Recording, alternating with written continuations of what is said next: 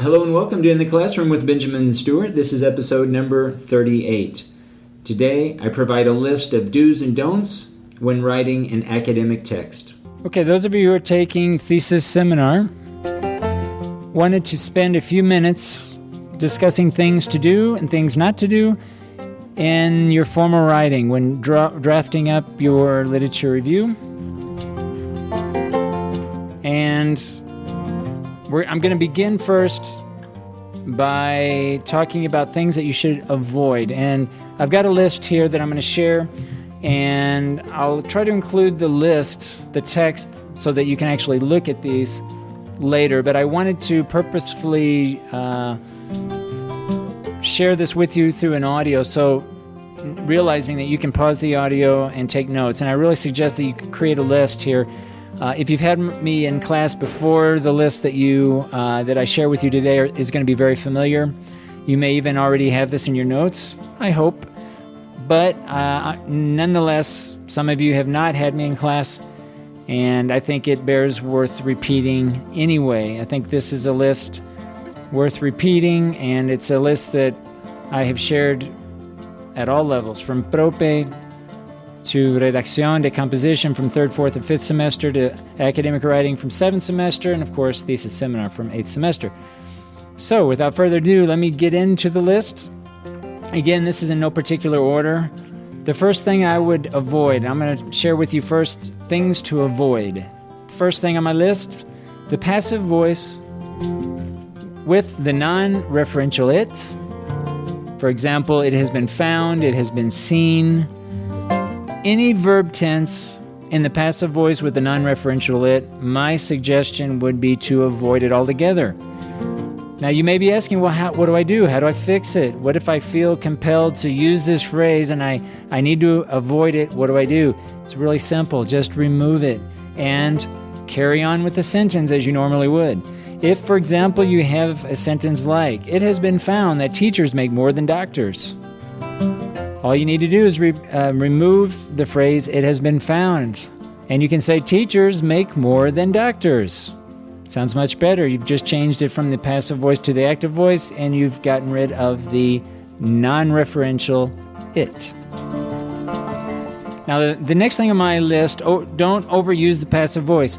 Here is where this can be maybe hard to do if you're not sure what constitutes overuse, right? Active voice is always preferred. So there are going to be cases where the passive voice is fine, especially in the method section. But since we're still working on our literature review, I think for the most part, in most cases, changing from the passive voice to the active voice is going to make your writing sound better. So try to not overuse the passive voice. And again, I'm going to be helping you with this, and if there's any question about if you're overusing it, we can certainly discuss this. Any of the things I include on my list, that if this is new, if you haven't heard about this before, I'm not going to go into the details about what each of these, what each one is, but certainly these are questions that you can pose in your Google Docs if you have specific questions about any of the structures here that I'm sharing with you today. Okay, so the next thing, try to not overuse pronouns, especially subject pronouns. If you're looking at your text and you see a lot of subject pronouns, probably there's a better option.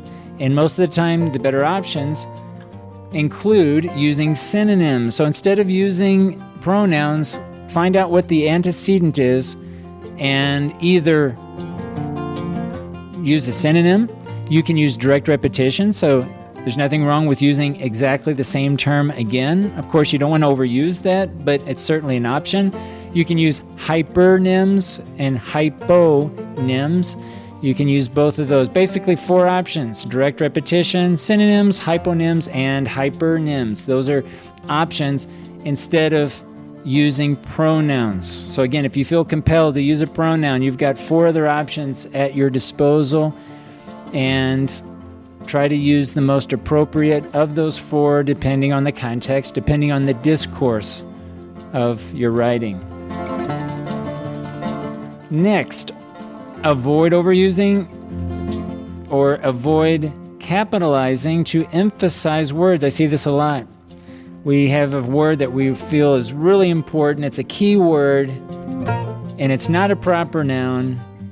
It's not a name of the a day of the week. It's not a month of the year. We feel compelled to capitalize it. Try not to do that, especially when there are abbreviations involved. So, for example, if you have a phrase, for example, English language learners, and we want to abbreviate that ELL, of course the abbreviation is going to be all capitalized. Of course, English is going to be capitalized because that's a proper noun. But the word language and the word learner will be in lowercase, or it should be in lowercase, even though if we're going to abbreviate that thereafter, it's not necessary to capitalize language and learner.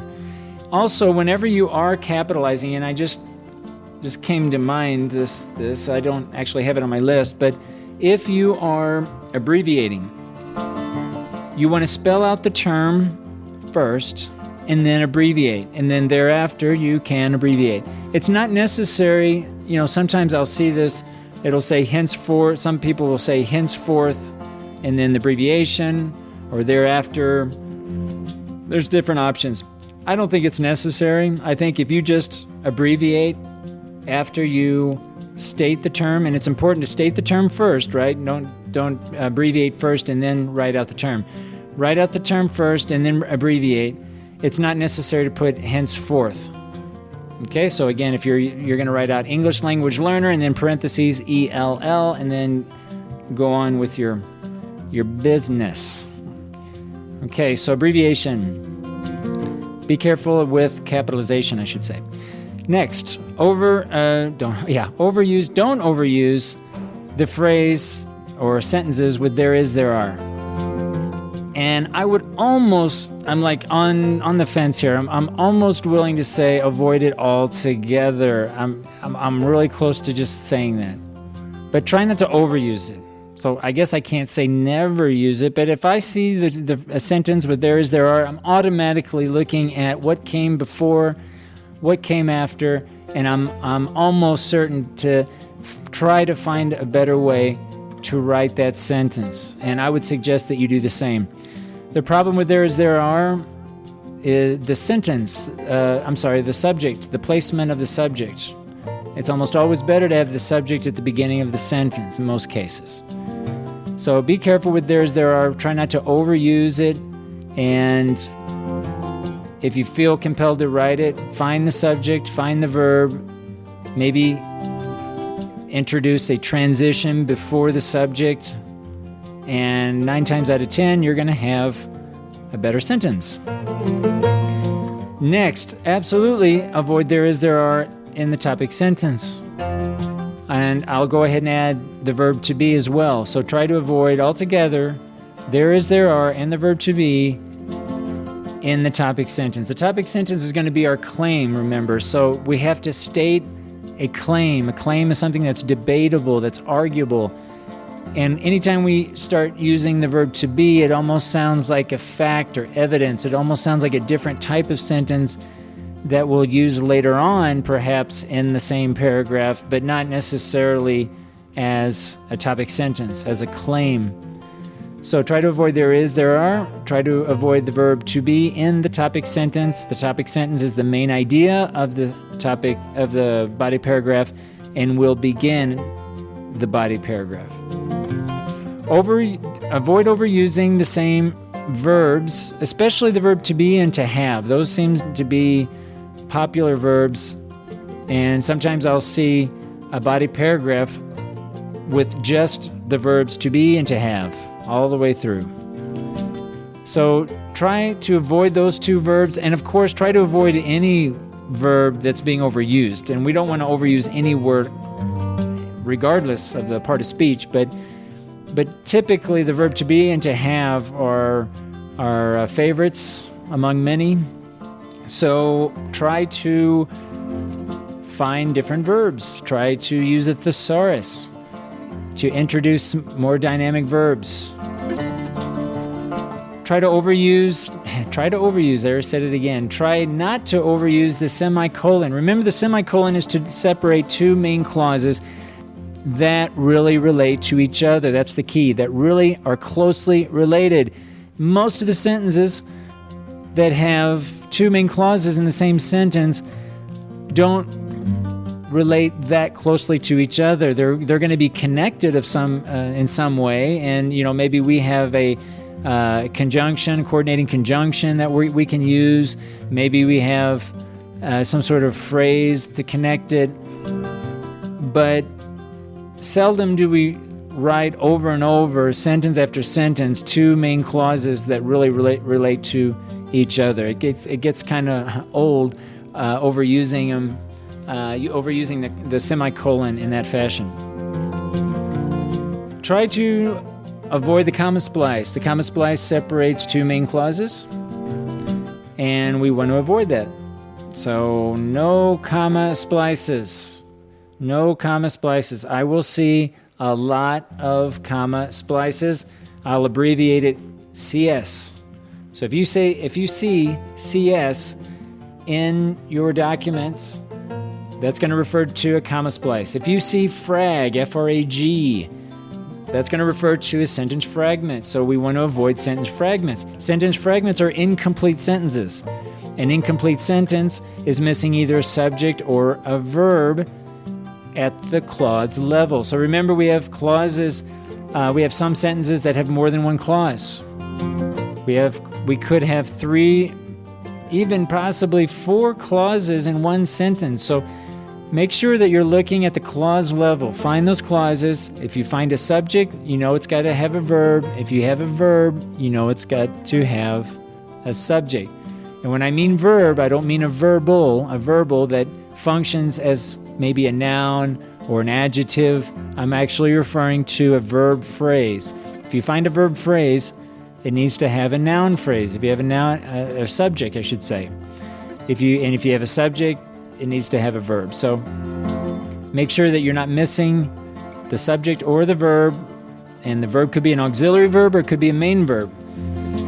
Be careful with sentence fragments. Be careful also with run-on sentences. We want to avoid run-on sentences. Those are clauses, main clauses, that lack punctuation or some sort of connector. So make sure that you avoid run-on sentences. Transition. Make sure you avoid transitions to begin a topic sentence. Remember, in the meal plan, the very last sentence of the body paragraph is either going to be a linking sentence or a summarizing sentence. So a linking sentence is going to connect the current main idea of the current body paragraph to the main idea of the next body paragraph. So make sure that you that you have a linking sentence, or you could also have a summarizing sentence. So that last sentence of each body paragraph could serve as a summary, or it could be serving as some sort of transition. It's for that reason, it's not necessary to have a transition at the beginning of the main idea, the beginning of the topic sentence. Don't feel that you need to include a transition there. Just begin with the topic, the subject of the sentence, and continue with the verb. Avoid bold text except for headings. So no bold text whatsoever except for any level 1, level 2, or level 3 headings. I think I mentioned this earlier about capitalization, but to emphasize words, do not use bold, do not italicize, and do not capitalize to emphasize words. Avoid words like obviously and clearly. This has to do with tone. We don't want to be presumptuous. We don't want to show our subjectivity by saying, oh, I think this is so obvious as the writer, when maybe the reader might not think that it's so obvious.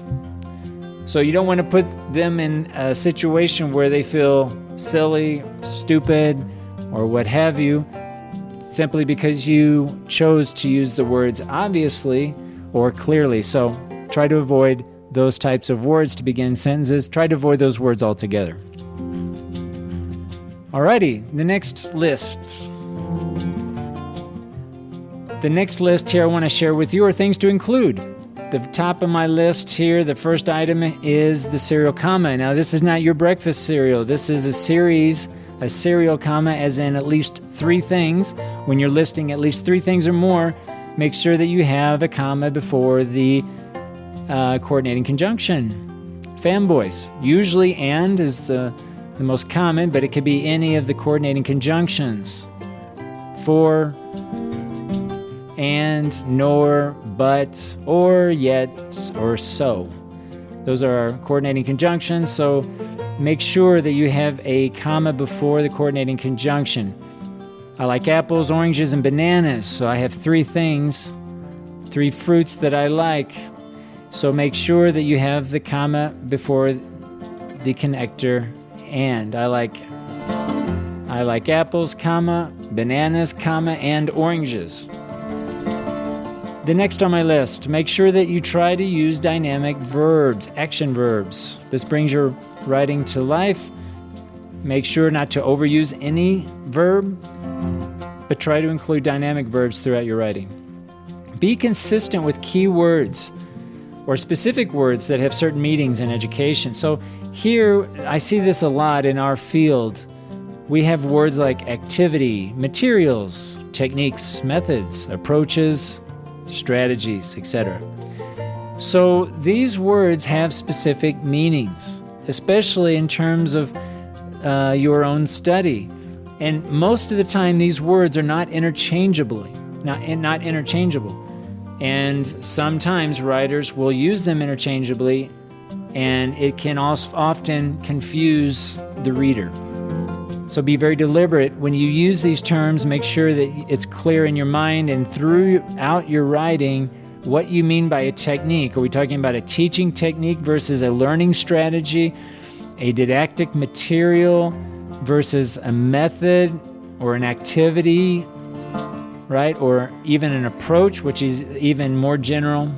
So be careful with those types of words. Any type of technical term, if you're using it specifically for the purposes of your study, be consistent with that term. And there may be cases where trying to find a synonym for that word is going to lead to more confusion than anything else. Make sure that you're using a combination of sentence types. So remember, we have simple, compound, complex, and compound complex sentences. Those 4 different types of sentences.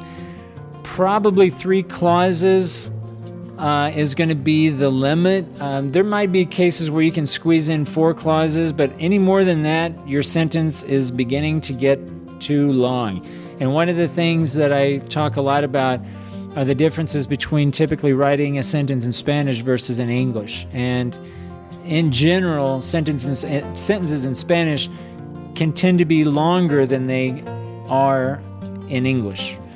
So be careful with the sentence types that you use. Be careful with not including too many clauses in one sentence.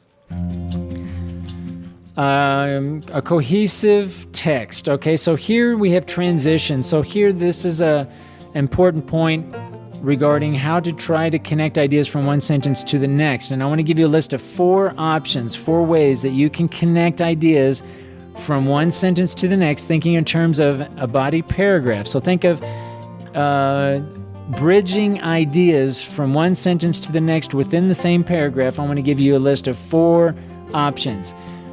The reason there are 4 options is that you don't stick to any one type, that you mix it up.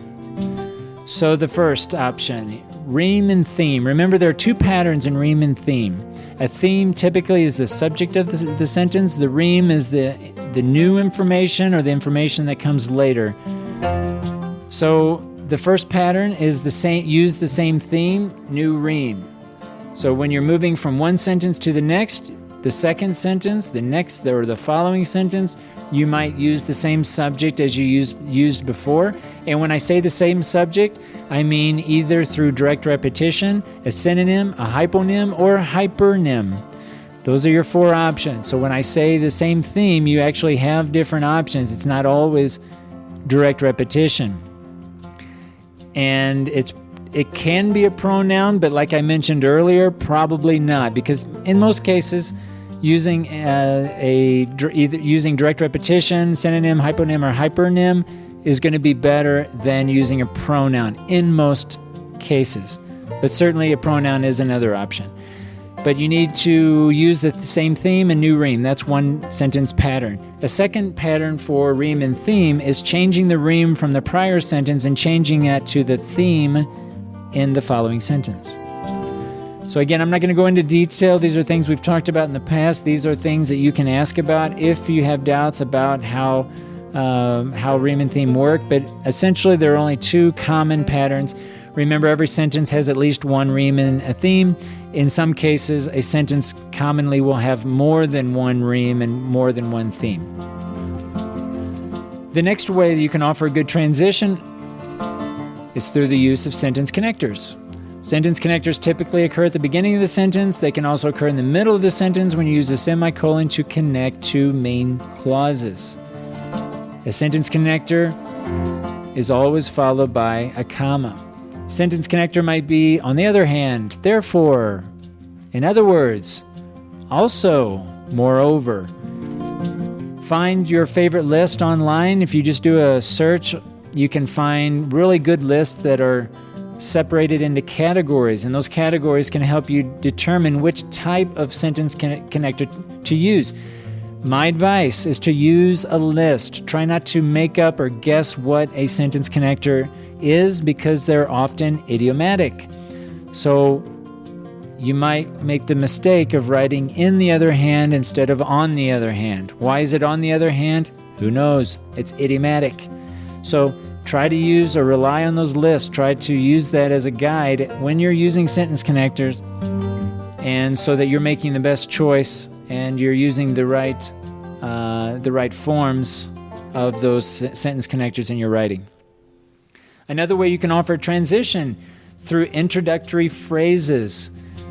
Introductory phrases typically are prepositional phrases. Those are probably, I would say, the most common type. You could have participial phrases, gerund phrases. Okay, these are ways that you can introduce ideas to begin a sentence, ways that you can connect ideas from one sentence to the next through the use of introductory phrases. Typically, introductory phrases of 5 or more words require a comma. Typically, those with less than 5 words, a comma is not necessary. Finally, we've talked about sentence connectors, which could be one word or phrase. We've talked about introductory phrases. We have also clauses that can begin a sentence, specifically the subordinating clause. Subordinating clause can begin a sentence. When it does, it needs a comma. So this is another way that you can connect ideas from one sentence to the next. Basically, 4 different ways that you can offer transitions so that your writing is more cohesive. Cohesive writing requires good transitions, and this list of 4 provides you many options available at your disposal to connect your ideas. Okay, the next thing to include the meal plan. So remember, when you're developing a body paragraph, think of the meal plan. Those of you that had me in class, and many other teachers also use this acronym to remind ourselves when we're developing a body paragraph that each body paragraph requires certain types of sentences, and the way in which we organize our sentences within a body paragraph will oftentimes result to either a coherent or incoherent paragraph. So the meal plan, it's an acronym. M stands for main idea or the topic sentence. E stands for evidence. Evidence can be seen as examples, details, statistics, facts. All evidence for our purposes are coming from citations. So no anecdotal evidence here. We're going to include only evidence that comes from outside sources, and for the most part, from primary research articles. Other studies that researchers have conducted, those are going to be our best forms of evidence. Certainly books and book chapters are also an option. For our purposes, we're going to avoid entirely any websites we're going to avoid those completely. A of the meal plan stands for analysis. Analysis can be seen as explaining the evidence in terms of the main idea. Analysis, synthesize information, analyze information, explain, comment. And what are we commenting on? We want to make the link or the connection between the evidence, the examples, the facts, statistics. We want to connect those to the main idea, to the topic sentence. And that's the job of the analyze sentences. Finally, the L stands for the link, and as I mentioned earlier, this can also be viewed as a summarizing sentence. So either a linking sentence that connects the current idea of the current paragraph to the next, or the summarizing sentence. So a few things here to keep in mind with regard to the meal plan. Citations serve as evidence, as I mentioned earlier. Evidence precedes the analysis sentences. Evidence comes before the analysis sentences. We can't analyze something unless we've provided evidence first. So keep that in mind. The main idea or the topic sentence begins each body paragraph. The final sentence will serve as either a linking sentence or a summarizing sentence, as I mentioned. Linking sentence links the current main idea to the next idea of the next paragraph. All right, that's the meal plan. A few more here. Italicized foreign words. So any words that are not English words should be italicized. Also, when you're naming a term, you can also italicize. For example, you can say, the word foreign is hard to spell. So in this case, the word foreign is italicized. So when you're referring to a word, so again, when I say the word foreign is going to be italicized. Finally, try to include 5 to 8 sentences per paragraph. Now, this is not, edged in stone. This is a suggestion. It's a pretty good rule of thumb, 5 to 8 sentences. If you have one paragraph, it's 9, maybe 10 sentences. Okay, but think of, keep this in mind. 5 to 8 sentences is a pretty good number to consider for all paragraphs that you include in your thesis.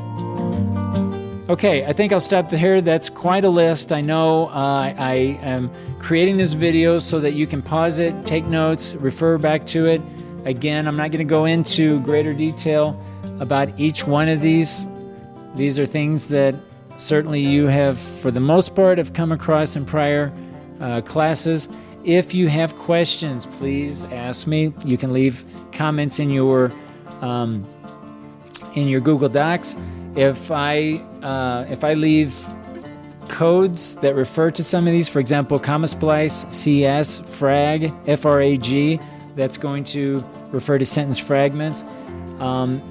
This is basically, these are types of errors and considerations that I have come across, and I would say 95% of my feedback will include the list that I just shared with you today. So I know that sometimes it's more difficult to try to share with you this whole list, and it's one of those things that's maybe hard to say, easy to say, hard to do.